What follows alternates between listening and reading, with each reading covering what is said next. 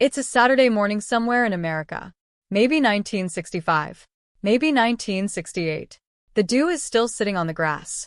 Your neighbor across the street, the one who works at the hardware store, the one whose kids play ball in the front yard, he's out in his driveway. And he's leaning over the back end of the strangest little car you've ever seen. No hood open in the front, because there's no engine there. It's in the back. He's got a coffee can full of tools, a socket wrench, maybe a beer, even though it's early. And he's humming to himself, fixing his own car, with his own two hands, on his own time. That moment, that Saturday morning feeling, that's what Volkswagen tried to bottle twice. That's what they spent billions of dollars trying to recreate. And that's exactly what they never could get back. This is the story of the most beloved car in American history. The one that outsold everything, the Model T, the Corolla, everything. This is the story of the Volkswagen Beetle. And the two times America said, "Nice try." To understand why the Beetle became what it became, you have to go back to a moment nobody in the automotive world particularly wants to talk about. It's 1934. Europe is a powder keg, and a man with a very dark vision for the future has a surprisingly ordinary idea. He wants every German family to own a car. Not the rich, not the connected. Everyone.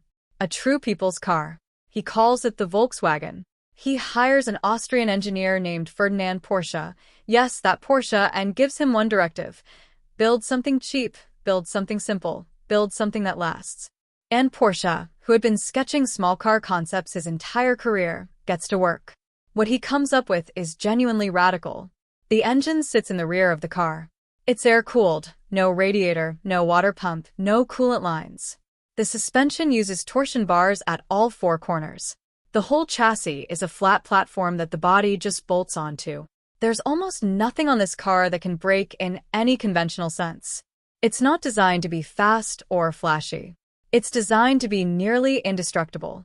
A massive factory gets built in a German town called Wolfsburg specifically to produce this car. It's supposed to be the largest automobile plant in the world. The future looks certain. And then the world falls apart. World War II swallows everything. The Wolfsburg factory spends the war years making military trucks, components for flying bombs, and doing things that history will never forgive. By 1945, Allied bombers have partially destroyed the plant. The workforce is gone. The car has never been sold to a single civilian customer. Not one. When the war ends, the factory falls under British military control. The British, being practical people, decide to figure out what to do with it. So, they offer it to Ford. Henry Ford II personally sends a team to evaluate the plant, the machinery, and the car itself. The lead evaluator's verdict is blunt and, in retrospect, one of the most spectacularly wrong assessments in the history of American industry. The car, he says, is ugly, too noisy, and not worth a damn. Ford walks away. Roots Group passes. Fiat passes. Nobody wants it. So, a British Army major named Ivan Hurst does something nobody asked him to do. He just restarts production. He finds the surviving workers. He sources raw materials from the ruins of post-war Germany. He gets the machines running again. And by the end of 1945, Beetles are rolling off the assembly line once more. By 1946, they're building 1,000 cars a month. Ivan Hurst is arguably one of the most important figures in the entire history of the automobile. And most people have never heard his name. In 1948, a man named Heinz Nordhoff takes over the company. And here is where the Beetle story truly begins, because Nordhoff does something that went against every instinct in the global auto industry. He doesn't redesign the car. He doesn't chase trends. He doesn't try to make it look like something else. He refines it, obsessively, year after year after year. Better door seals, improved heating, slightly more power in the engine, tighter gear ratios, better sound dampening. Over the lifetime of the original Beetle, Volkswagen made over 78,000 individual changes to the car. But the fundamental shape, the fundamental philosophy, the fundamental soul of the thing never changed.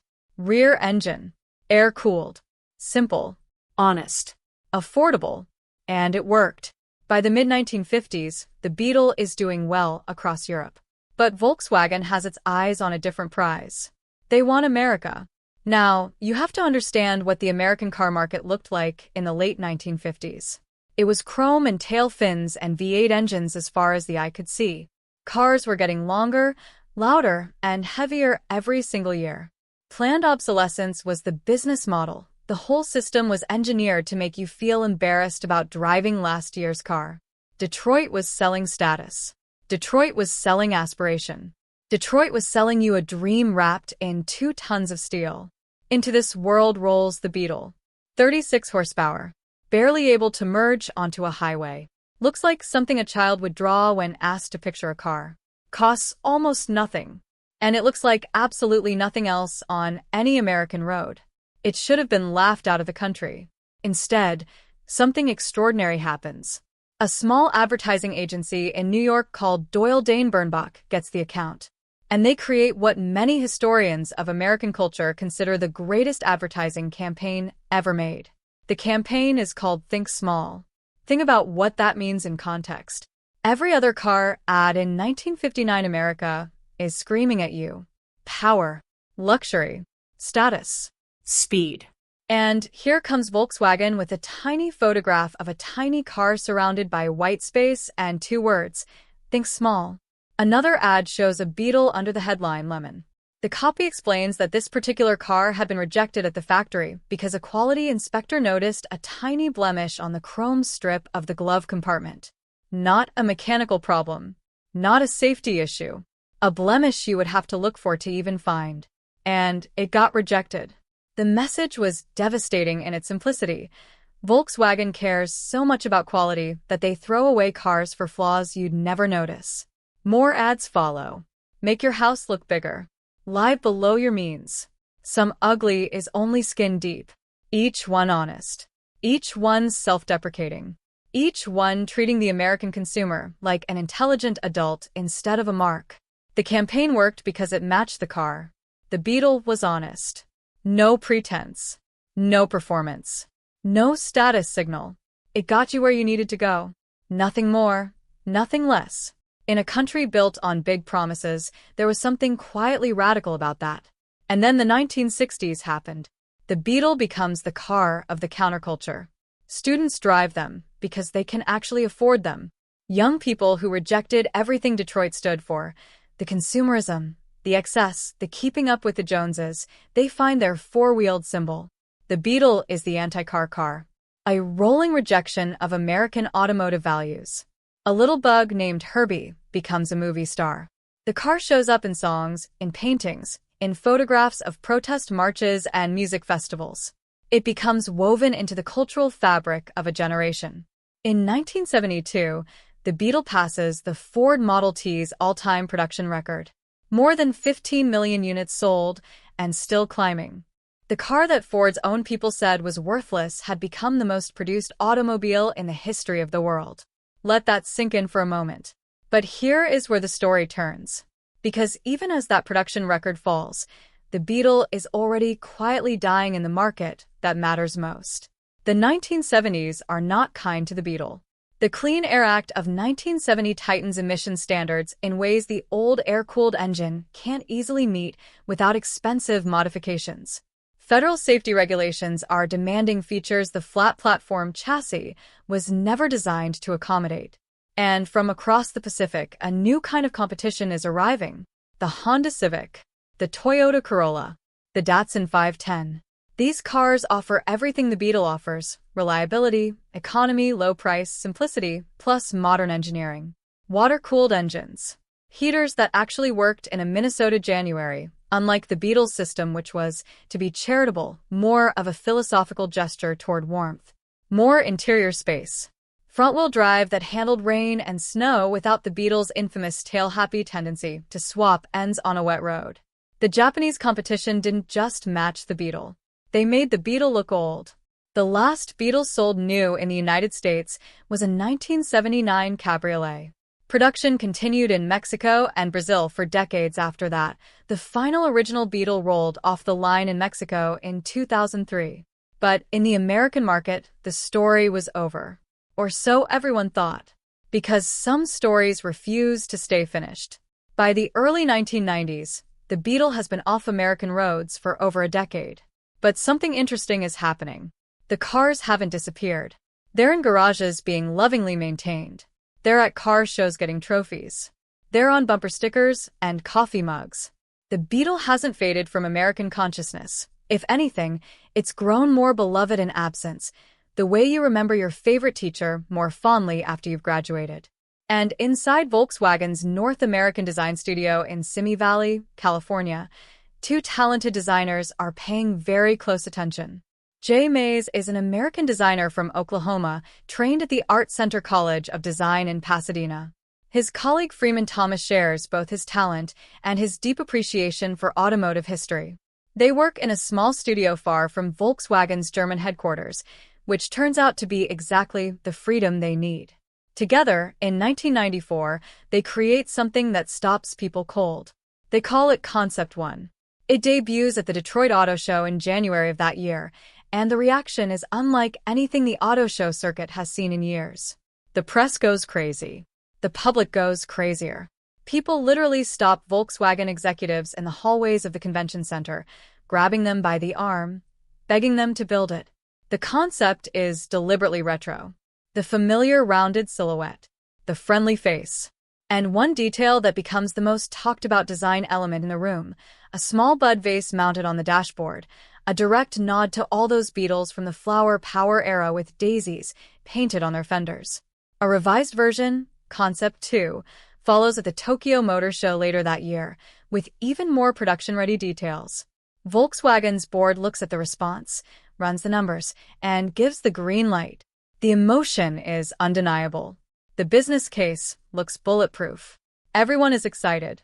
And this is exactly the moment, this precise moment of maximum optimism and maximum enthusiasm, where everything quietly starts to go wrong. Because here is the question nobody in that boardroom asks loudly enough. What actually made the Beetle the Beetle? Was it the round shape? The round headlights? The curved roofline? Or was it something else entirely? Something that couldn't be captured in a design sketch? Something that lived not in the body panels, but in the mechanical heart of the car itself. Volkswagen, it turns out, has a very clear answer to that question. And unfortunately, it's the wrong one. The original Beetle had a rear-mounted, air-cooled, horizontally opposed four-cylinder engine. That mechanical layout wasn't just an engineering choice. It was the car's entire identity. Every single thing people loved about owning a Beetle flowed from that decision. Let's talk about what that actually meant in practice. No radiator. No water pump. No coolant hoses. No thermostat. No heater core tied to a liquid cooling system. Fewer systems meant fewer things that could break. And when something did need attention, the engine sat right there under a lightweight deck lid in the back of the car, fully exposed, fully accessible, fully understandable. You could see the whole thing at a glance. You could change the oil yourself. Adjust the valves with a feeler gauge and a 13mm wrench. Swap spark plugs in 5 minutes. Replace the generator on a Sunday afternoon. You didn't need a lift. You didn't need a computer diagnostic tool. You didn't need a factory-trained technician. You needed basic hand tools, a manual, and the willingness to get your hands dirty. The car was designed from the ground up to be owned and maintained by ordinary people who couldn't afford to pay a mechanic every time something sneezed. It was designed to be understood. The engine itself displaced about 1,200 cubic centimeters in the early models, growing over the decades to 1,600 cubic centimeters. Power ranged from a laughable 25 horsepower in the earliest post-war versions up to about 53 in the later dual-port models. Those numbers sound pathetic today. They were pathetic then. But the car weighed around 1,800 pounds, and it was never pretending to be something it wasn't. What it was nearly indestructible. The air-cooled engine couldn't boil over in summer heat because there was no coolant to boil. It couldn't freeze solid in a Wisconsin winter because there was no coolant to freeze. The magnesium alloy crankcase was light and tough. The pushrod valve train was simple and robust. Beetle engines routinely ran past 100,000 miles on nothing more than regular oil changes and periodic valve adjustments. In an era when American V8s were often burning oil and running rough by 70,000 miles, that kind of longevity was remarkable, especially from a car that cost a fraction of the price. And here's the kicker. The entire body of the car bolted to a flat platform chassis. You could literally unbolt the body from the pan and work on every single mechanical component with everything fully exposed. The relationship between owner and machine was intimate in a way that almost no modern car can replicate. Now, The new Beetle, which launched in March of 1998, had none of this. Underneath the retro bodywork, it was built on the Volkswagen Golf platform. Front engine, front-wheel drive, water-cooled. Mechanically, it was a Golf wearing a costume. A very expensive, very carefully designed, very emotionally resonant costume. But a costume nonetheless. Now, to be fair, this wasn't laziness or cynicism. You genuinely cannot sell a rear-engine, air-cooled car in the late 1990s and meet federal crash safety standards, modern emissions requirements, and noise regulations. It simply cannot be done. The Golf platform was proven, it was affordable, it was already in production. From a pure engineering and business standpoint, it was the only rational choice. But rational choices can have irrational consequences. Because the decision to use the Golf platform had a cascading effect on everything. The original Beetle had its engine in the back and a trunk in the front. The new Beetle had its engine in the front and also most of its usable space in the front. The rear seat was nearly unusable for adult passengers. Headroom in the back was a cruel joke, sacrificed entirely to maintain that distinctive rounded roofline. The trunk was tiny. The proportions of the entire car were dictated not by function, not by engineering logic, not by the needs of real human beings trying to live their lives, but by aesthetic nostalgia.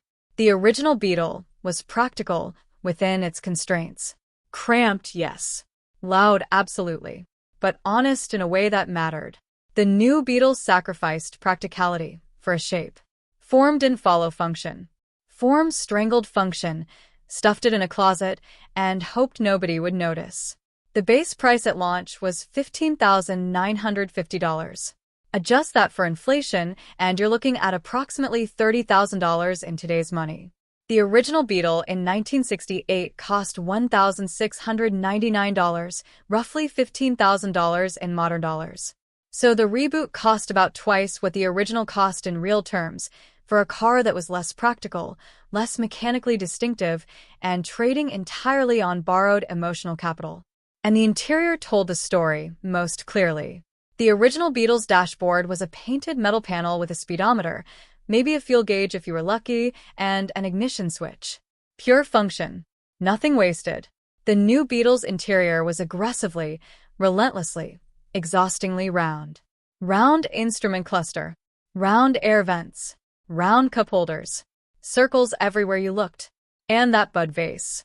Charming the first time you saw it in a magazine photograph. Moderately endearing the 5th time you opened the door. Actively irritating by the 20th time it dumped water on your passenger's knee during a sharp left turn. The designers had fetishized the Beetle's visual language while completely ignoring its philosophical language.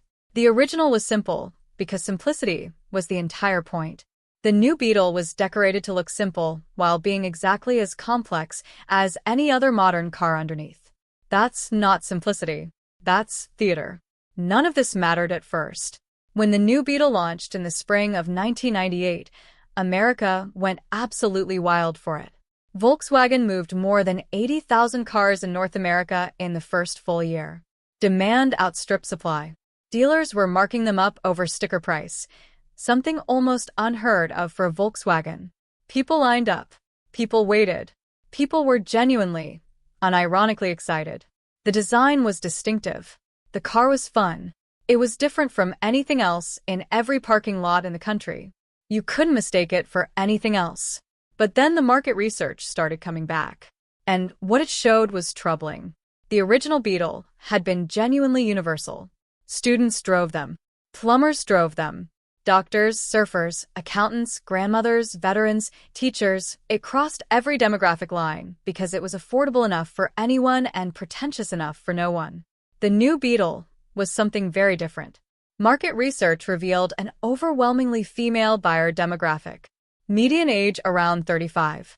Typically purchasing it as a second or third household vehicle. A fashion accessory on wheels for a specific, narrow slice of the market. The Beetle had gone from being everybody's car to being a niche purchase for one demographic. And Volkswagen couldn't pivot. Every advertisement reinforced the cuteness.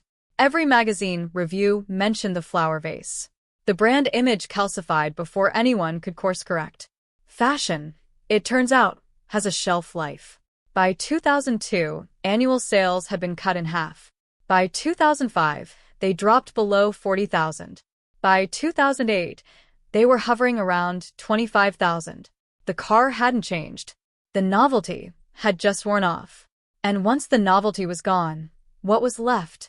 A car that was worse than a Golf by almost every practical measure. Less interior space, worse rear visibility, higher price, dressed up in clothes that no longer made anyone stop and stare.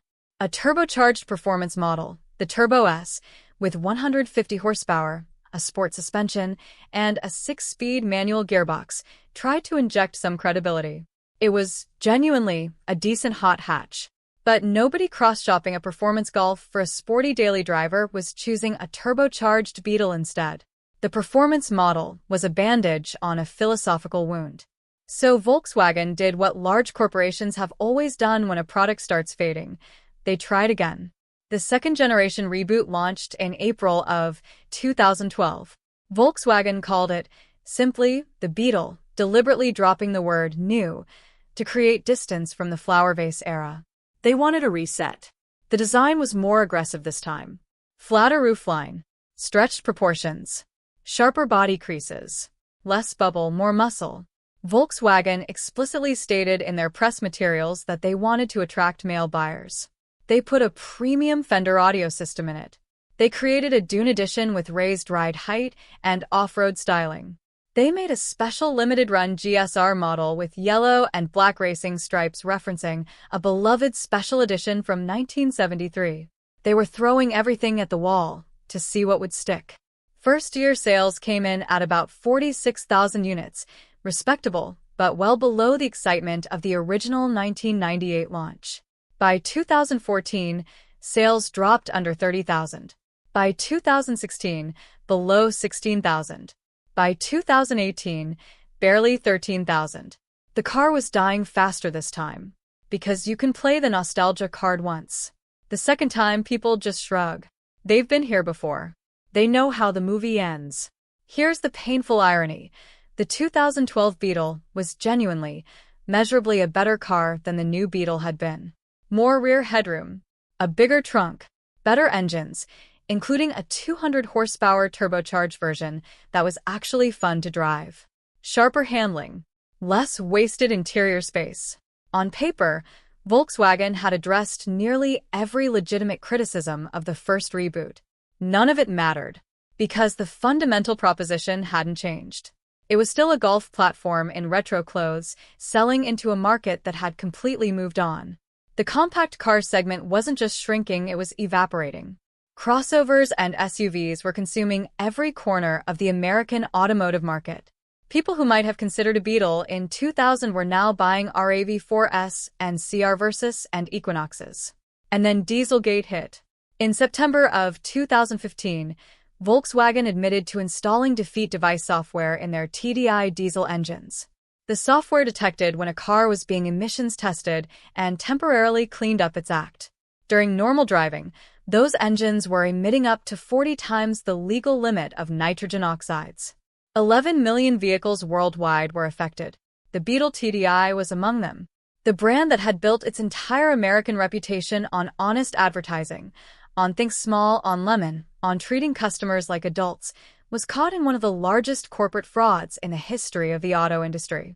Volkswagen ultimately paid over $30 billion in fines, settlements, and vehicle buybacks.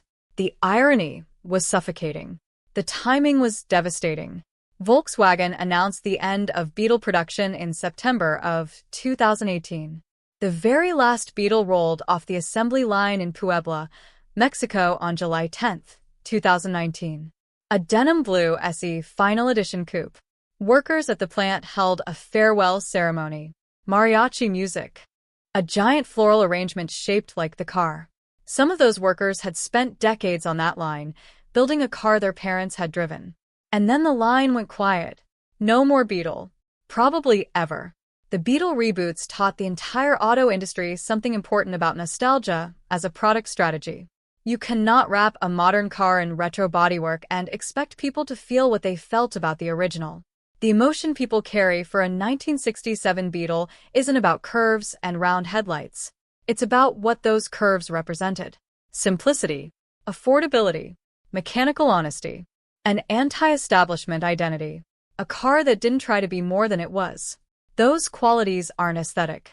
They can't be engineered into a platform that was designed for a completely different purpose. No Bud vase in the world can fake them. Look at the other retro reboots and you'll see the same pattern. The Fiat 500 generated enormous initial excitement, followed by steadily collapsing sales until Fiat largely retreated from the American market. Chrysler's PT Cruiser sold 145,000 units in its first year and ended up as rental fleet filler that dealers couldn't move at any price. Retro design without engineering substance has a shelf life of about 3 years. The Mini Cooper did better, but only because BMW made it into a genuine premium driving machine with real dynamics, which is, fittingly, the exact opposite of what the original Mini represented. The Ford Mustang is the counterexample that proves the rule. When Ford rebooted the Mustang with a retro design in 2005, it was a massive hit. But underneath those nostalgic body panels was a proper rear-wheel drive sports car with a continuously developed platform. Ford kept investing in the substance, the Coyote 5.0 V8, the performance suspension packages, the Shelby variants. The nostalgia got people into the showroom. The engineering gave them a reason to stay. Volkswagen, to their credit, seems to have learned something from all of this with their ID. Buzz, the electric microbus that references the classic VW Type 2 van without pretending to be it. Two-tone paint. Friendly proportions. A face that nods to the original. But it sits on a dedicated electric vehicle platform with genuinely new technology. It has its own identity. It acknowledges the past without being trapped by it. Whether it succeeds long-term remains to be seen. But the strategy is at least more honest. There's a deeper question underneath all of this. And it's worth sitting with for a moment. Why do we form the attachments we do to old machines? The original Beetle was not, by any objective measure, a good car. It was slow. It was noisy. The heater was essentially decorative in any real winter. The swing-axle rear suspension had a documented tendency to try to kill you if you lifted off the throttle in the middle of a corner. It rusted if the weather looked at it sideways. A competent mechanic from 1998 would have called it primitive. But it was yours in a way that modern cars simply cannot be. You understood it. Not in a theoretical way, in a literal, physical, hands-on way. You could open the engine lid and see every part of it, name every part of it, touch every part of it. When something went wrong, you could diagnose it yourself, fix it yourself, and drive away knowing you had done that. The relationship between owner and machine was built on simplicity, transparency, and mutual low expectations. Modern cars are better by every quantifiable measurement, safer by orders of magnitude, faster, cleaner, more comfortable, more reliable. A modern compact car will comfortably cruise past 200,000 miles without the owner ever opening the hood for anything other than washer fluid. That is a genuine miracle of engineering. But modern cars are also sealed systems. You open the hood and you see a plastic engine cover with a logo on it.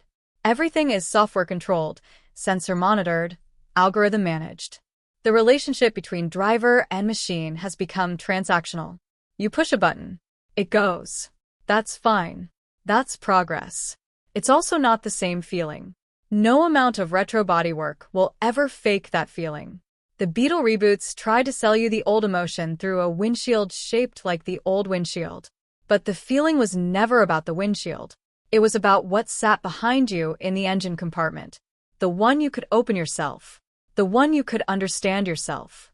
The one you could fix with your own hands on a Saturday morning with a cold drink balanced on the fender and nowhere else you needed to be.